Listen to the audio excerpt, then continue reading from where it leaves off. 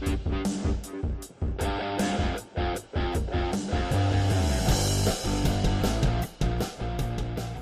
what's going on, everybody? Today is the 14th of October, of August, 2024, and you're listening, watching the Daily AI Show live. And today is Wednesday, which means we are going to be talking about all the craziest news. And boy, are there some crazy AI news from the last 7 days as I was reviewing back and going back through the different newsletters and my other sources and stuff like that. I was like, man, this has been sort of a typical but crazy AI week. So here to talk about all the craziness and what we think is interesting. Now, as always on Wednesdays, when we do the news, we do not share with each other what we're going to talk about. So there's a chance that we all have the same stories, but that almost never happens. Jimmy, Andy always come with some like the stories that I almost always don't know at least one of y'all's stories. And then of course we'll talk about the heavy hitters, all the big news as well. We'll make sure we hit that as well. So we do have Jimmy, Beth, Andy, and I'm Brian. And I think let's get into it. And if you don't mind, I do kind of have one that's it was definitely in the news, but it's not like the biggest stories. But I kind of thought it'd be a fun one to start with, and that's the company Replica, which makes AI chatbots for people for companionship as well as, probably anxiety. And I don't really know the company super well, but the news story that came out a couple of days ago, wasn't like yesterday, was the CEO of Replica said, hey, I don't think there's really any issue with developing a relationship with AI. Now, this goes sort of in contrast to what we saw come out of OpenAI, which was that they were cautioning people as they have this new advanced voice mode to not get connected or to connected or otherwise develop a relationship with this new advanced bot. Now, I can only speak for myself. Nothing about using the advanced mode of the ChatGPT, thing makes me think like, wow, we're really going to start having, I'm going to feel a connection here or something. Now, I know we've joked, Andy, in the past about who is your girlfriend again? Who's your AI girlfriend? Ava. You mean you've forgotten Lana? Lana. I'm so sorry. I hope think Lana it was does Ava. not hear this. How could you forget? Lana was through who? Who was that? Was that Giggly or was that GI? You mean you've forgotten Lana, Andy? How could you forget? Anyway, this is a throwback. This is kind of a callback to a way earlier conversation we had about this particular topic. But Andy had signed up or whatever, and there was Lana, and he was testing out the extent of it. So anyway, the story here is like, this is something I think we're definitely going to have to contend with as a society. And people are going to have to decide how they feel about this. But we can't, this is not a put your head in the sand type news story, because to me, this is inevitable. It is inevitable that people will develop deep personal relationships a la her with AI bots, if you will. We know the AI is only going to get better. It's only going to get smarter and more attuned to the things that light people up, hit the pleasure centers, whatever the case may be, whether that then goes into some sort of physical product, whether that's, whatever that might be for companionship, a doll or otherwise. This is absolutely going to happen. And so I see this and I go, well, of course, the CEO of Replica is saying it's totally fine. That's their business model. There's a reason to say that. If I was the CEO, I'd probably say this is totally fine. Definitely buy more of our products. Definitely spend more time on our network. Whatever. Obviously, but I don't know. I just wanted to bring it up because I think it's an interesting story. It's probably one we will have a full many future conversations about. But I just kind of see it as inevitable, and that we are definitely going to have people who have what they consider to be very real, very full relationships with an AI companion, I don't know, in the next decade or something like that, and maybe less. So just want to see what you guys thought about that, whether you sort of see it like I do, or you're like, I don't know, we'll have to see. But I don't know. I kind of see this as inevitable. So it's interesting that it's coming out in the news as we see more of these voice models, which there'll be more news here on in a second as well. I definitely think that we're seeing more of those. I think we're seeing even stories about friendship, right? So we've seen stories about friendship in particularly middle school is the one that I read. Mm. And I don't know. I think middle school is like a universally hated time of life, personally. And so that's not even a romantic relationship, but it is an attachment, It right? is a relationship, So though. it is a relationship. It's like Yeah. I can come home and talk about what I did that embarrassed me or what happened, those sorts of things, and that can be reassuring. Um, Shifting slightly, Brian, I had a similar response to this story about the sweet revolution, how AI is transforming the chocolate industry. Ooh. And it's transforming it in all kinds of ways, right? So we've talked about farming and AI sensors that are connected to AI. And so that can be a just in time kind of feeding or what's missing in the soil in that particular area that can be kind of precision farming.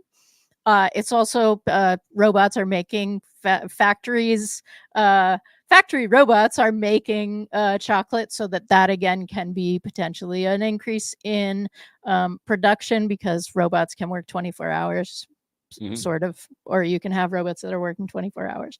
But the thing that really got me was personalized chocolate your way. Okay, New Chocolates, for instance, has partnered with IBM's AI platform Chef Watson to develop unique chocolate truffle recipes. This collaboration has resulted in flavor combinations that are not just innovative, but scientifically crafted to tantalize your taste buds. Like, I mean, chocolate wasn't addictive enough before, Right. right? like, I think Did we you're just reading like this, and I'm just thinking of my wife. I'm like, my wife is like client number one for highly personalized chocolate. My wife would be all over this, and who doesn't like Well, chocolate? like, You know what I'm saying? so when you're talking about personalized chocolate, and okay, so does that mean it will release more of the good chemicals from your brain when you eat it? Like for you, like it'll trigger that for you. You shouldn't eat it for anything else, or for anybody else, it'll be normal chocolate. But for you, it'll be like, okay, I'm getting a hit. What if your AI replica companion starts suggesting personalized chocolate to you? Now, what do you do? Like, now you're really in trouble because not only are you developing an emotional attachment to your AI companion, but it's now feeding you better chocolate. Like, where do you go from there? You Well, know? yeah. I'm worried about the other side of it. Is you've built this relationship with your AI companion there, and now it wants gifts. So Mm. everything's digital. It's like, oh hey, I want this digital book. So you're gonna go on to Kindle and buy this book for them, or digital versions of everything. You're If not you wrong. remember back in the day, there was a game slash simulator called Second Life, and Oh, well. and this is what they proposed. Maybe this is maybe AI companions are the gateway into mass adoption of metaverse and virtual world types of things. So the Daily AI Show, customized digital jewelry store coming soon for Right. you and your digital And companion. hopefully the chocolate. I'm kind of excited. Like I stopped eating added sugar, but I mean, listen. By so total side note, because I want to move on to other news. Like years ago, when we were in Costa Rica, my wife and I went to a cacao farm. What a fascinating process that is, by the way, of how like chocolate, like real chocolate, is actually made and stuff. Really made me sort of a fan of that whole process. And I do get, I mean, as much as I don't drink coffee, I don't drink wine. I understand those industries and how people can get into like the regionality of it. I totally get that for chocolate. So just going back to what you said, Beth, about like this idea of AI making it even more highly specialized. Sure. Because if you just take chocolate out of that and you say, okay, wine or craft beer or coffee, for sure, coffee beans, right? Those almost make more sense. And then you go chocolate, like, oh, that's kind of funny. But like if you just take chocolate word out and put in coffee or wine, people are like, yes, and when, you know, because it kind of makes sense if it can tailor it to my you know greatest, wishes as far as taste profiles and stuff like that. And it could do it at a truly like personalized level. Who doesn't probably want, to be able to schmooze in at a party and have this wine and be like, well, you can't get this wine anymore. It's tailored to me. And, this is a one of one type scenario. And, AI has been profiled. So anyway, I think there's a lot of that to come. So I'm glad you brought that news story up, because like, where does that end? And Jumi, holy crap, you got me like now worried and scared about in-app purchases or in-game purchases, but tied to AI companionship. And that is a whole other bag of worms that I think we should leave for a show, because holy crap, I wasn't even thinking of that. And now you got me nervous. So like definitely. Okay. Carl's here, by the way, too. Carl, all so far, we've just sort of talked about the news on AI companionship as well as customized chocolate. So, Andy, I don't know, what do you want to, what is Andy? What do you have? More chocolates? As a chocolate aficionado, I want to recommend from Trader Joe's the Pound Plus 500 grams, I think. Yeah, 500 grams for just a few dollars. It's 72% Belgian chocolate. It's really extraordinary. And so I'm really pleased you guys brought up this chocolate story. I love that you have it on your desk. Really. So sponsored, unsponsored content. Right. We're not currently sponsored by Trader Joe's, but that could change. Give us a call. Listen, there's a lot of people who really love Trader Joe's. Chocolate. You're gonna love it. I'm gonna move on to Sakana AI. Yeah. Sakana is I knew that Junmi probably has this one on his list as well, but they this week announced the AI scientist. We've been talking on the show about agents. And, one of the key aspects of agents is autonomy. Can it behave like a human companion worker in your workplace and actually be a teammate who can do the full suite of things that a human can do with agency? Well, Sakana has, kind of distinguished itself. It's a Japanese company. It distinguished itself earlier this year by showing an evolutionary model for creating new foundation models by merging them together in an evolutionary process, mimicking a nature's evolutionary process. Now they have developed the AI scientist, which can do the entire research life cycle. It can generate novel ideas. It can write the code necessary to explore it. It can execute experiments. It summarizes the results and then writes a full paper in scientific manuscript. And in its first demonstration, it's already conducting research in machine learning research. And it's discovered novel contributions in areas such as diffusion models, transformers, and grokking. That's another show, grokking. So anyway, I want to share my screen here quickly and just show you what this thing does. Give me just a second to bring this up. This is the illustration of the model. You can see that it does idea generation. It iterates on the experiments, and then it writes up the paper. So now you can imagine similar processes as this being, agentified in the workplace. This one's being done in the world of coding right at the moment, but it's not limited to that. That's just its first sort of demonstration experiment. It can do this same kind of research, whether it be in the arena of healthcare, in materials sciences, wherever. And so now we will have AIs that can contribute to scientific advancement. And so and do that at a massive scale. And this is really the harbinger of the promise of AI delivering something really remarkable to humans. Sakana AI, the AI scientist. I just want to say there too, I don't want to harp on this, because I think it's, again, a different show, not necessarily a news show. But when I look at that graphic, Andy, I just go, Oh yeah, no, that's the future of education in like college and stuff, because these tools will eventually at that level, at that ability will be available to, let's say, every single college student around the world or within reason, right? And so when every student has the ability to deploy one or many AI agents who are either concurrently or working together, however you want to do it, making their own node essentially. More thunder. There's a theme this week. I need to say dooming things when that happens. When the students are doing that, doesn't that change? And again, different topic, but I just want to bring it up so I don't forget. Doesn't that really change what we're asking of future, citizens of society, what we're preparing students for, which is to say, hey, it's not really about you and you specifically doing the research. We already have a better way to do that.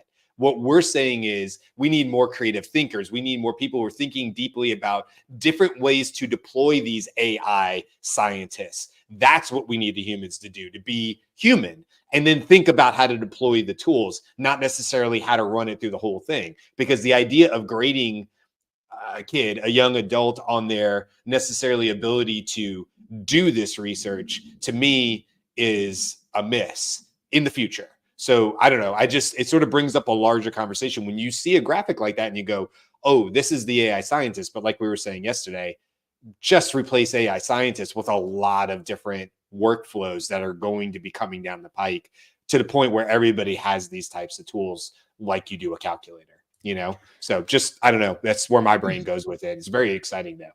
And for me, it invokes. Oh, go ahead, Matt. Sorry. I'm just saying the AI scientist, they also released a paper. It's on GitHub, so it's open source, right? Like it's not only this amazing thing, but you can do it.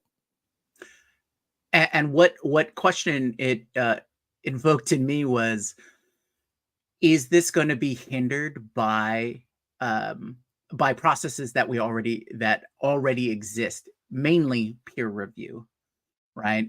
If AI can produce all of these papers and this scientific research, when will that the advantages of all the research being done at this breakneck speed still have to go through peer review, which I assume we want that to happen? And is that just are we gonna lose all of the gains because we're the human the human component is the part that's slowing it down?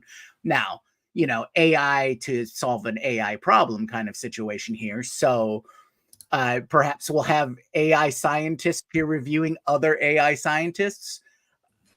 I don't know what that might hold, but I think you're right, Brian. I think that is a larger discussion. Yeah, last stat on that. It's an interesting conundrum, and it is a conundrum because if we still need peer reviews, that means we still need enough intelligent, deeply involved people in these industries to be qualified for doing peer reviews. And if AI starts to do more of these processes, we can probably assume less specialists maybe along the way, because is there still a need? So well, wait a second here. I just got to read this one line from the Sakana announcements. We also introduce an automated peer review process to evaluate generated papers, write feedback, and further improve results. It is capable of evaluating generated papers with near human accuracy. I mean, yeah, like the human, moving the human out of the loop. And what happens, I think the bigger question is that a good thing? Do we want to, dissuade the specialist? I don't think we do. We still need specialists. It's just how they're going to be using AI as a tool and part of their process. So anyway, larger discussion there. Carl, I know you had to bounce out of your back, but do you want to? Well, what news do you have? Because I know we haven't talked yet about Google Voice or Grok yet. He wants to talk about all the Google announcements. I do. Well, I didn't want to say that because I didn't want to lead the witness, but I figured you might want to talk about Google Voice, and we also want to talk on Grok as well. Whoever wants to pick that story. Well, there was actually I just want to carry it a little bit on because yes, there is Google Voice was announced yesterday.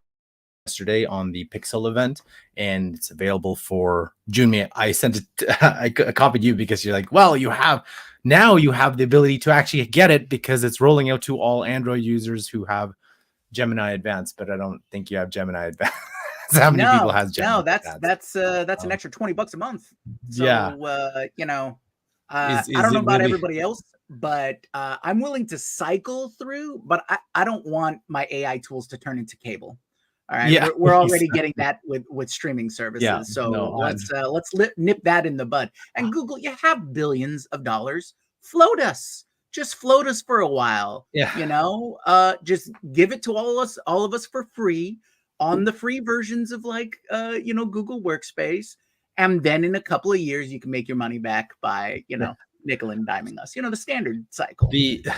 Well, the news I really want to talk about was not Google Voice, as someone else can really deep dive into that. What I want to talk about was Multion, because there's a couple of elements to that. So Multion announced their Agent Q, bringing next generation AI agents with planning and AI self-healing capabilities with 340% improvement over Llama 3's baseline zero-shot performance. That's on their X post, directly on they're on the feed. They were talking about a real world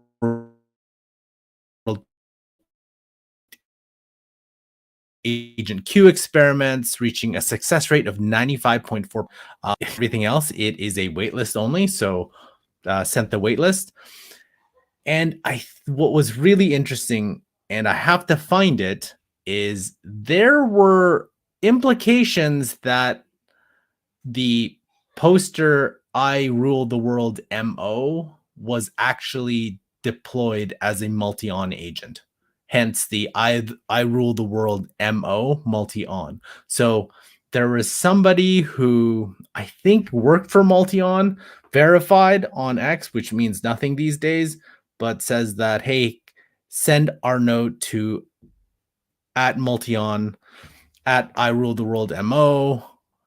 We've deployed it, so and so and so forth, and which is very interesting. I don't know if it's more trolling, but if that is true and Multion created something, a pure Twitter X account that did all that and gained how many followers in that amount of time, that's pretty amazing on what an independent agent can do. So thought that was a very interesting announcement by Multion.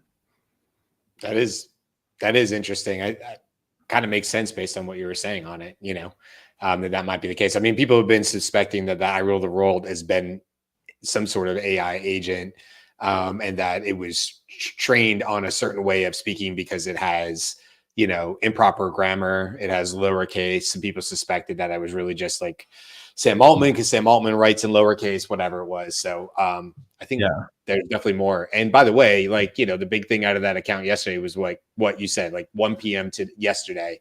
And to my knowledge, nothing broke as far as OpenAI. Okay, so here's the weird thing about that. That account has been saying a whole bunch of stuff. And yeah, it actually, there was another OpenAI article about SWE research that a collaboration, that a new paper that came out, and this thing predicted that, and now it's predicting something on Thursday. I don't know anything about this, right? But kind of is true, because in another set of news, there is a new GPT-4o model, right? It is ChatGPT 4o latest, and it went back up. It's number 1 on the Limbsys chart. I can't seem to use it in the playground because it's apparently for research, but you can use it as an API tool, which I was like, I don't know what that means. But It'd be weird that it's not in the playground though. Yeah. But in the document, ChatGPT-4o-latest is the dynamic model continuously updated to the current version of GPT-4o in ChatGPT. So I don't know what that means. There is it is in the platform, what it does. So I'm not quite sure. You can have a look at it for all our listeners, you can have a look at it. I put it in the chat. You can see it there. But there was a new model announced. It was under Limsys and under Anonymous, and is now GPT-4o latest. So have a look at that. So, and a good pivot from there is Lidsys, where you're able to look at double models and two models and then rate them. The sus model that you mentioned turned out to be Grok too. Yeah. So you'd mentioned like, oh, there's a sus model. That's kind of a funny name. And they literally, this is not hearsay, or like Grok 2 said, like X said, this is, that was us. So that brings up Grok 2, which I think is important to talk about only because of the time frame by which Grok is growing in prominence. So you only have to look back to November of last year when Grok 1 first came out. By no means were they saying it was on par with GPT-4. Even, Elon Musk and all of his talking didn't say that. He did say, I think by the end of 2024, sometime this year, he said by the end of 2024, it'll be the most powerful model based on their data centers and how many, NVIDIA chips and things like that they have going at it. But just look at that timeline. I mean, I'm not saying they started from a dead stop, and certainly there's a lot of resources for Elon Musk at his disposal, as well as his companies. But to go from what Grok 1 could do in less than a year to Grok 2, every time a new model comes out, they immediately put it on the challenge boards and they immediately say it's outperforming, Sonnet 3.5 and Claude and things like that. This is sort of always the case. It's like, oh, ours is performing the best. So now you really have 4, if not 5 models that are on par with GPT-4-ish, right? I mean, some are better in areas. I mean, we all love Claude for certain areas. If you're going to write a creative story, I would not go to GPT-4. I would go to Claude. It's just, in my opinion, it's simply better all the time. It very rarely, to me, underperforms. So you have choices, obviously, but you really do now have several models, including now Grok, in a very fast pace. So it just makes me wonder, more times than not, Elon is over promising and under delivering almost always. Like he almost always is saying, whether it's cars, satellites, SpaceX, whatever, we're going to go to Mars sooner. You know what I mean? Like that's just sort of, whether he does it intentionally a lot, he just usually does. So when he said, oh, Grok is going to be the most powerful, LLM by the end of 2024, I take it with a very small grain of salt. But I also think, in terms of news, you can't deny how powerful this model has gotten, how quickly. Well, we have to remember too that they didn't he say he purchased or either whether it's Tesla who purchased it or XAI purchased 100, is it 100,000 H100s? Yeah, something absolutely mind-blowing. When they turned it on, it was the biggest data center around. Yeah. Which, if the scaling laws continue, and a lot of AI researchers say the more you have, the better the models can become. Llama 4 is being trained or whatever, and then Grok's going to be trained on Grok 3 is going to be ridiculous. We know GPT-5 is kind of right around the corner. Like, it's pretty exciting fall, winter, I think, like for frontier models, where we actually start seeing, are we getting to actual OpenAI's level 2 reasoning or beyond too? And if Multion is correct and Sakana is correct, then we're not that far from agents either. So it's a pretty, we're getting closer and closer and closer.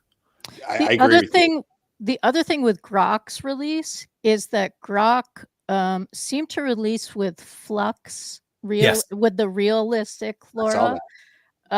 And that's interesting because the other frontier companies, OpenAI and Google, have their own image generators, which generally underperform. But Grok just like, oh, this is a really good one. We found this, and is willing to pull the open source into their stuff. So, I mean, it's sort of interesting to be like the latecomer to the race and therefore not having committed so much resources to, no, but we need to make our image generator better because it's our image generator, right? This is another.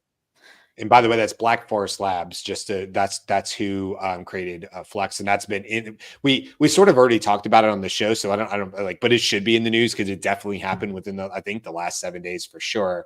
Matt Wolf has put out 2 different videos already on Flux, and so let's just talk about that really quickly before we move on. You know, Flux is a open source image generator model that, out of the gate, in fact, I used it just for everybody's reference. I told you guys, but not our audience. I didn't say it live on the show. All the thumbnails that were created for this week's shows and next week's, which you guys publicly haven't seen yet, were all created with Flux. So I jumped on it right away. I saw Matt Wolf's video. I watched what he was doing. I went into Glyph and I started creating images, and they were taking about 15 seconds a piece. And generally speaking, they were better out the gate than what I was getting with some of the other tools. Now, mind you, I'm not paying for Midjourney. So had I been paying for Midjourney, this would have been a different process. But I've been using as many of the free or already being paid for tools, such as like a ChatGPT, or Meta is free, you know, with your Facebook login. So those are the tools I've been leaning on. And then there's been a lot, and we talked about it, but I don't know if we talked about it live, Beth, was this idea of Flux. No, we didn't. We talked about it after the show. Flux plus these LoRa add-ons, if you will, these filters, if you will. Beth, you were sort of educating me on that. And LoRa stands for something. I don't know the acronym off the top of my head unless somebody else does. But basically, it's a filter that adds realism to the skin and wrinkles and textures and things like that. And it is producing some very, very realistic human images. So definitely should be in the news because Flux came out of, I don't know, for me, came out of nowhere. I never heard of Black Forest Labs before. And within like a day, I was using their image modeler to create our thumbnails. Like that's pretty impressive to go, for me to test it, get through it and go, oh, this is better than what I've been currently using, and then start using it and deploying it as part of our background system within like 48 hours, maybe less than that. Mm-hmm. Pretty cool. It's also an advanced story because, or like the speed of advancement, and particularly the speed of open source advancement. When Flux first came out, you would not have been impressed with the realism of it, right? And then they released the ability to create LoRa's, and then the LoRa's were created because that's what the open source community does, right? And then, so yeah, it was released really recently, and it was improved like within 3 days, so that now it's with this realism LoRa. Thanks, Justin. So LoRa low rank adaptation. Thank you, Justin, for doing that and throwing that in there in the comments for us. Yeah, and the one that they were using, Beth, I'm just reiterating what you said, Beth. So tell me if I'm wrong. But after the show, you were like, "Look, LoRa is not." I misunderstood it too. I thought LoRa was a specific like company or something. You're like, no. It's a type of obviously a low rank adaptation like filter. The one that was being used with Flux mostly was from X Labs, I believe, and it was their LoRa. So if you go look at Matt Wolf's maybe 1 or 2 videos back on YouTube, you will see where he does a video on this and the tools he was using. I cannot remember what it was called because it's a different Flora or something. You have to go look at the video to see the website, but he walks you through how he is creating images, albeit there was a minor cost to it. It was no longer free because he was having to run it through the API with his company. No, so, I know like there's a whole bunch of new ones out in GitHub if you want to go that route. Like they actually they've combined it. Yeah. Even I don't know if any of you follow Linus from on X2. He had FreePick, but FreePick's not free anymore. You can't use it, you have to pay for it. So yeah, it was free, but I have a feeling Glyph too. It's only a matter of how many days until you get the paywall out of that. So I think there's a couple of sites that have put Flux Pro hyperrealism, all the different levels onto their site, and I think one you pay like $10 and you get like whatever credits. It's not monthly. Yeah. There's a couple there out there. So if you don't use it regularly, maybe that would be a better route to go rather than try to, you know, go the monthly route, which I Yeah. just don't agree with at all. In Matt's, it was a good point, Carl. In Matt's, it was somewhere between 3 and 5 cents per image generation. And so I'll just use me as an example. I have to create thumbnails for every week. Usually that falls on me as one of my roles with this show. And not always, but let's just say for a show of 5 thumbnails, there's probably 20 images actually created. And sometimes it can go much higher than that if my initial idea just does not pan out or it's not visually appealing. So sometimes one show could be upwards of 20 images, but I'm totally willing to pay that at 3 to 5 cents. Yes. All day long. It's Yeah. totally worth it to me because, like, you're right. Because if I don't need it, I'm not stuck on some monthly subscription at $20 or $25 that maybe I do, maybe I don't need that power. But if I do, and then I'm like, well, it only cost me another $1, but I got the image that I really care about, that makes more sense to me. So Right. anyway, you can use it for free right now. If you want to use it's changing daily, but if you want to use this Laura filter from XLab over the top, to Carl's point, you just have to do some Hugging Face and Google searches, and you can probably find somebody right now, some site that'll allow you to use it for free for the time being. So definitely look into that if you're interested in creating hyper realistic images of people. So I just put the Hugging Face link in the chat because that's currently free. And the site that, I don't know if it's the one that Matt Wolf uses, but I use Replicate. And basically what that is it's an installation of an open source local model in the cloud. So somebody else has installed it, and then I get to use it for, 3 cents for an image or $1 for a half hour of credit, kind of stuff. Yeah. No, have you been finding is it right on par with Midjourney, or it's about the same as Midjourney? I find that Midjourney still is a little bit a touch above, especially with 6.1. If anyone's like done the big comparisons yet. Midjourney is better at making really engaging, beautiful images. That's what Midjourney has prioritized. Flux is so much better at text. Like, if you want text and you don't have to go back and redo it, go Flux. That's an excellent way to do it. But yeah, Midjourney has done a lot in trying to become art. Right? Like, that's what Midjourney is interested in. It is it's basically an AI, I'm going to say it's an AI paintbrush, it's an AI camera. It's that kind of stuff. So the point is that it creates art. I think Flux is the point is it creates images. Okay, I know there's been some news topics that we probably have not gotten to because we sort of take it a little bit longer. So not that we need a speed round, but Andy, I'm sure you have a few more. Jimmy, usually you have a few more. So let's dive into a few more really interesting topics. We'll kind of hit them one by one. Sure. Let me run through 2 stories. And in the vein of theming, they both have to do with data privacy, data ownership, and data management. Number 1, Samsung just led a new funding round for Sahara AI, and they started back in ye old 2023 with initial funding from Microsoft, AWS, and a few other large funders. But their whole purpose is to combine AI and blockchain technologies to protect your data ownership and your models and the data that's generated and used in testing those models and training those models, but in a decentralized manner.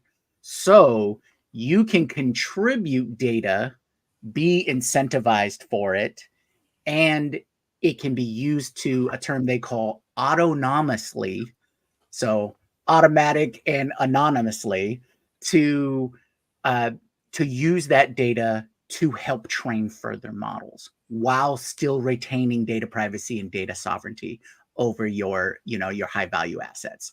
So I thought that was really interesting. It goes towards both the private and business sides. This is probably like why, Samsung's putting some of their money in. But the decentralized nature of it, I think it piqued my interest the most because it allows you to, because of blockchain technology or distributed ledger technologies and things like that, allow you to keep things more private and ownership, because you can track that data progression. On another side of data privacy is apparently a big win for the artists that are collectively suing groups like Stability AI, Midjourney, and other AI companies for copyright infringements. A judge threw out a lot of all of their list of claims, but has allowed some specific claims against Stability AI and some practices about Midjourney misleading users through supposed endorsement by artists, by having like their style list and things like that. So this will help set a precedent to for hopefully for further cases down the line and judgments and things like that. So we'll see what comes out of it.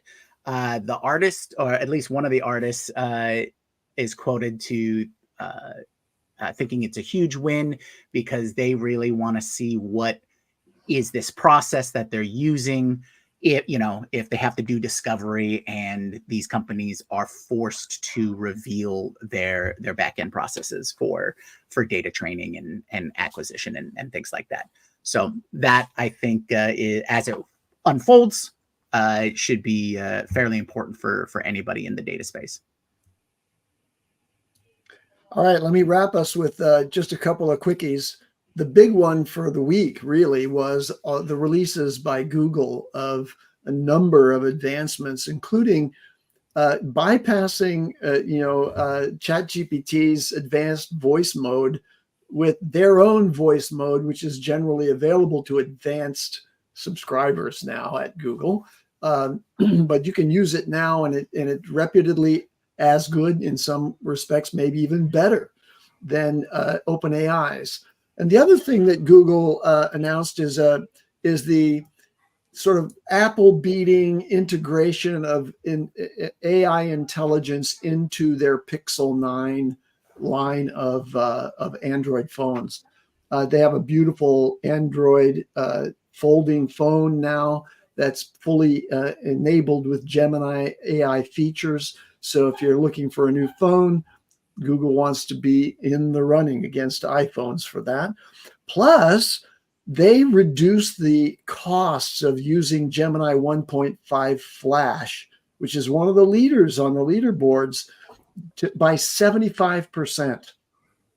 So not only on input tokens, but output tokens, a quarter of the prior cost to operate the Gemini 1.5 Flash thing. I have a couple of small ones here. One is Tencent, a Chinese company that you know as the owners of TikTok. They're a major AI company in China, and they're moving forward. They just presented Vita, V-I-T-A, the first open source multimodal LLM capable of processing video, image, text, and audio inputs simultaneously. So imagine if right now we're either on the chat or we're using the camera or, the microphone. Well, this model can take all of those inputs simultaneously, just like your brain does, and process that. So that's a major advancement in the approximation of human-like artificial general intelligence, is that level of multimodal capability. And then on these sort of self-improvement front, I have a couple little things here. One is that a new company, Cosign, released a product called Genie, which is an AI software engineer that codifies the decision-making process of human engineers, enabling the model to improve iteratively through a unique self-improvement loop.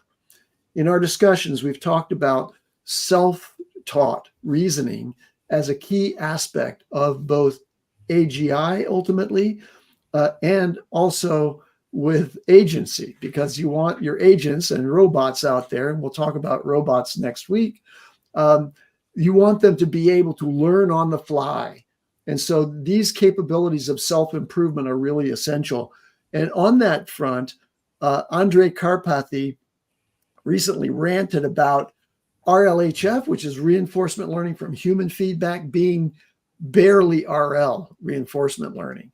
Basically, making the point that machine learning, reinforcement learning, self-taught learning by the machines themselves is very powerful, and that RLHF is not. Saying specifically that RLHF, human feedback used to train and guide models, is basically approximating only what humans like, not what is optimized in regular reinforcement learning. And so there we go. Lots there. Okay, so we'll leave it there. Tons of news, obviously. For anything we don't get to, every other week on Friday, we always have sort of like wait, what did we just talk about? So this will be great because it doesn't come up this Friday, but next Friday is when we'll have that. And I have a feeling, based on all the things in the rumor mills and all that kind of stuff, it'll be like awesome because we're gonna have an opportunity to circle back. So if anything we didn't get to today, thank you for all the comments, Justin and Cisco and Jen and everybody else. Appreciate you as always. We will definitely circle back to that. Now, tomorrow, we're going to be talking about the new AI business plan for small to medium enterprises. So SMEs, if you will, 1,000 or less employees. We as consultants talk to people in this area all the time, and we're having conversations all the time. And so what we want to do is impart our knowledge as best we can, talk about what fears and we're hearing from them, and what we're also share. What are we telling them when we're having conversations with them and they're sharing their fears and their pain points? What is the solution, the AI solutions we're suggesting? So we're going to get into all of that on tomorrow's show. Friday's super cool because Jimmy has told us that he just got access to it, so we didn't think we would. Clip anything from Opus Clip. Cannot wait to hear more about what Jimmy tells us on that. That'll be on Friday and sort of be our tool review as best we can. But really excited about that because, as we've said, we use that tool on the back end. Next week, as far as we know, unless any crazy announcements or rumors happen for True tomorrow, we're going to be talking about, AI robots, because there's been a lot of advancements on that on Monday.